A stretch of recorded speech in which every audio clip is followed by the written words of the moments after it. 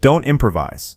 The TV director grabs Michael Jackson's arm backstage, panic in his eyes, 20 million people watching live, no room for mistakes.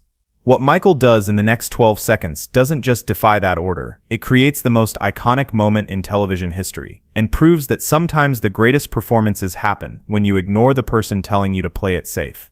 Pasadena Civic Auditorium, California, March 25, 1983. Friday evening, 6:47 p.m. Backstage is controlled chaos, cameras everywhere, performers doing final checks. This is Motown's 25th anniversary television special, NBC broadcasting live to the entire nation, every second scripted, every moment planned, no room for spontaneity. Don Mischer, the director, 40 years old, 2 Emmy Awards, 15 years directing live television, stands in the wings with headset on, managing the precise choreography, where one mistake becomes permanent, where 20 million viewers see everything exactly as it happens. He's stressed because this show is huge. Motown legends reuniting, Diana Ross, The Temptations, Marvin Gaye, and the Jackson 5 reunion everyone's waiting for. The brothers performing together for the first time in years. But Michael Jackson, 24 years old, has a secret. Something he's been planning for weeks. Something he hasn't told anyone. Something that goes against every rule of live television. Something that could go spectacularly wrong in front of 20 million people. He's wearing the outfit he picked specifically for this moment. Black sequin jacket that catches light. Black pants with white socks showing. One white glove covered in rhinestones. Loafers worn in so the soles are smooth. Perfectly smooth. Because what he's about to do requires the right amount of friction. His brothers are already on stage. They've rehearsed I Want You Back and The Love You Save. Classic Jackson 5 hits. Choreography set. Movements memorized. Everything planned. Safe, nostalgic. Exactly what producers wanted. But Michael negotiated something. Told producers he wanted one solo song. Billie Jean, from Thriller, released 3 months earlier. The album already massive, but this performance would push it into the stratosphere. Producers agreed, gave him 4 minutes after the Jackson 5 reunion, but with conditions: everything must be rehearsed, everything approved, no improvisation. Live television doesn't allow artistic whimsy. Michael rehearsed yesterday, ran through Billie Jean 3 times, each time exactly the same. Producers watched, nodded, approved, perfect. But Michael held something back, didn't show them everything. Couldn't risk them saying no, so he performed the safe version, and planned to do something different when it mattered, when cameras were live, when it was too late to stop him. Now Mischer finds Michael standing alone, eyes closed, breathing slowly, centering himself. Michael, Mischer says, 5 minutes, you ready? Michael opens his eyes, nods, that quiet confidence everyone recognizes. Remember, Mischer continues, voice carrying nervousness. We rehearsed this. Stick to what we practiced. 20 million people watching. Live television. No improvisation. No surprises. Just do exactly what you did yesterday. Michael looks at him, and Mischer sees something that makes him uncomfortable. A hint that Michael might not follow instructions. But before he can push harder, Michael smiles and says quietly, "Don't worry, it'll be perfect. Just stick to the script," Mischer says one more time, almost pleading. Michael stands alone, listening to the audience. 4,000 people in the auditorium, 20 million at home, all waiting, none knowing what's coming. The show begins, performances build, Diana Ross, The Temptations, Marvin Gaye, each getting applause, building toward the Jackson 5 reunion.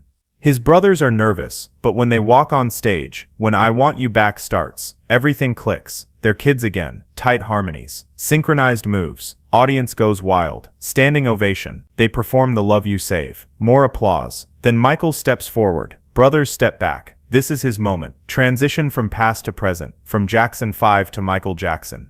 He speaks, voice soft, thanks everyone, talks about how special Motown is, then says words that frame everything next.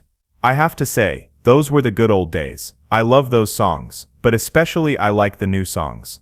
The opening bass line of Billie Jean starts, that iconic 4-note pattern. Audience erupts. They know this song, but haven't seen Michael perform it live. Michael starts moving, smooth, controlled, the choreography they rehearsed, spins, kicks, audience already going crazy. But Michael knows this isn't enough, knows the real moment hasn't happened yet. Mischer watches from control booth, calling camera positions. So far everything exactly as rehearsed. He starts to relax slightly. The song builds, Michael's voice soaring, performance already spectacular. But then 1 minute 53 seconds in, Michael does something they didn't rehearse. He spins, stops, plants his feet, and it happens. He starts moving backward, but his legs look like they're walking forward. Body glides across stage, like he's on ice, like gravity stopped working, like physics broke. He moves 5 feet backward, while legs pump forward, torso perfectly upright, head doesn't bob, just smooth impossible motion. 12 seconds, that's all it takes. 12 seconds of this impossible movement. Then he spins, pops onto toes, freezes in pose, and the audience loses their minds. 4,000 people erupt, screaming, standing, climbing over seats, sound deafening, complete pandemonium, and at home 20 million people are doing the same, standing in living rooms, calling friends, rewinding VCRs, asking, "Did you see that?" In control booth, Mischer is frozen, staring at monitors. He didn't approve this, doesn't know what just happened, but knows it's the most incredible thing he's ever seen on live television. His assistant yells, "What was that?" Mischer can't answer, just watches Michael finish the song. Command the stage, like no one else. Create a moment that will define an entire era. Michael finishes, strikes final pose. Audience still screaming, won't stop. Ovation goes 45 seconds, longer than network wants, but no one can stop it. Everyone understands something historic just happened. Backstage immediately after, Michael walks off, sweat pouring, breathing hard. He did it, took the risk, showed them something they'd never seen. Mischer is waiting, should be angry about breaking protocol, but he just stares at Michael and says, "What was that?" Michael smiles, catching his breath. The moonwalk. The what? Been practicing for weeks, wanted to save it for the right moment. This was the right moment. Mischer shakes his head. You defied every rule of live television. I know, Michael says quietly, but some moments are worth the risk. You can't plan them, you just have to feel them. You could have fallen messed up in front of 20 million people, but I didn't, and now everyone will remember. He's right. Phone calls start immediately. NBC switchboard, overwhelmed, people calling asking what they just saw. Network never received this many calls about a single performance. Next morning, newspapers lead with same story. Michael Jackson's Moonwalk steals Motown 25. New York Times, Louisiana Times, every major paper trying to describe what defies description. TV critics call it greatest live television performance in history. Compare it to Elvis on Ed Sullivan. Moments that define generations. Fred Astaire, 83 years old, legendary dancer, calls Michael next day. Something he never does. Has to tell Michael he watched Motown 25. Hasn't seen anything that beautiful since the 1930s. You're an angry dancer, Astaire tells him. That moonwalk was anger and beauty combined. That was perfection. Michael cries when he hangs up. His idol just validated him, told him he did something historic. The moonwalk becomes phenomenon. Kids across America try to replicate it. Dance studios offer moonwalk classes. Everyone wants to move like Michael. MTV, which resisted playing Billie Jean, claiming it didn't fit their rock format, suddenly changes policy. Demand too strong, cultural moment too powerful. They start heavy rotation. Video becomes second most requested in MTV history within days. This is the domino Michael predicted, the moment that breaks barriers permanently, not through arguing, but through creating something so undeniable that excluding it becomes impossible. Thriller sales explode, was already selling well, but after Motown 25 becomes cultural phenomenon, goes from 200,000 copies per week to 800,000, eventually sells 70 million worldwide, best-selling album of all time. All traces back to 12 seconds on live television, to one decision to defy the director. Mischer gives interview. 2 weeks later, TV Guide asks about directing the special. There's only one moment anyone will remember, he tells them. Michael's moonwalk, 12 seconds that defined the entire special. And the crazy part is, he wasn't supposed to do it. I specifically told him not to improvise, and he completely ignored me. Are you angry? Interviewer asks. Mischer laughs, should be furious, but no, I'm grateful he had courage to take that risk. Grateful he trusted instincts over my fear. Sometimes rules exist to be broken. Sometimes spontaneity creates magic that planning never could. Years later, dance historians study the moonwalk, determine it's one of most technically difficult moves in dance history, requires thousands of hours of practice. But technique isn't why people remember it. It's the audacity of doing it on live television. Courage to risk failure in front of 20 million people. In 1993, Dangerous Tour, reporter asks Michael about that night, about the decision to defy director. Terrified, Michael admits, could have fallen, could have looked clumsy instead of smooth. Why take the risk?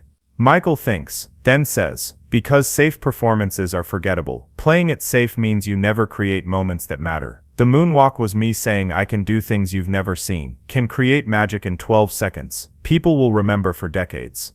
He continues, Mischer told me not to improvise, and I understand why. He was protecting the show, protecting me from failure. But protection from failure also means protection from greatness. You can't have one without risking the other.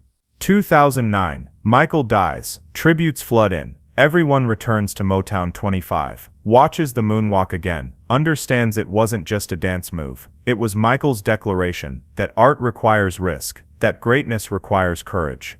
Mischer, now 66, attends memorial service. When they show moonwalk clip on giant screens, he cries. After service, journalist asks for comment about what Michael meant to television. I spent my career trying to control live television, trying to eliminate risk. Mischer says, Michael taught me I was wrong, taught me the best moments aren't the controlled ones. They're when someone is brave enough to defy the director, brave enough to improvise. Those 12 seconds became most important moment in television history, not because it went according to plan, but because it didn't. Do you wish you'd encouraged him instead of restricting him? Every day, Mischer says, I wish I'd said go for it, show us something we've never seen. Instead I said stick to the script, and Michael had to find courage to defy me. Learned that night that my job isn't to prevent mistakes, it's to create space for magic. The moonwalk belongs forever to Michael Jackson, to that night in 1983, to 12 seconds of defiance that proved sometimes the most important thing you can do is ignore the person telling you to play it safe. Who in your life is telling you don't improvise? Who's instructing you to stick to script, to play it safe, to guarantee small success instead of risking big failure? Michael was told not to improvise, specifically instructed, directly ordered, and he did it anyway. And those 12 seconds created the most iconic moment in television history. The question isn't whether you should always defy authority, it's whether you've practiced enough, prepared enough, believed in yourself enough to know when the moment is right, when following the script gives you forgettable safety, and breaking the script might give you unforgettable greatness. Michael practiced the moonwalk for weeks, didn't ask permission, just prepared until he knew he could execute flawlessly. And when Mischer said don't improvise, Michael had confidence to ignore that direction. 12 seconds, in 1983, became 40 years of inspiration, became the move everyone knows, became proof that sometimes the most important performances happen when you defy the director. Trust yourself, and do the thing they specifically told you not to do. Don't improvise, they said. Stick to the script, they said. Play it safe, they said. And Michael Jackson moonwalked into history anyway. And 40 years later we're still talking about those 12 seconds. Still learning that greatest performances happen when someone is brave enough to ignore good advice and chase impossible magic instead.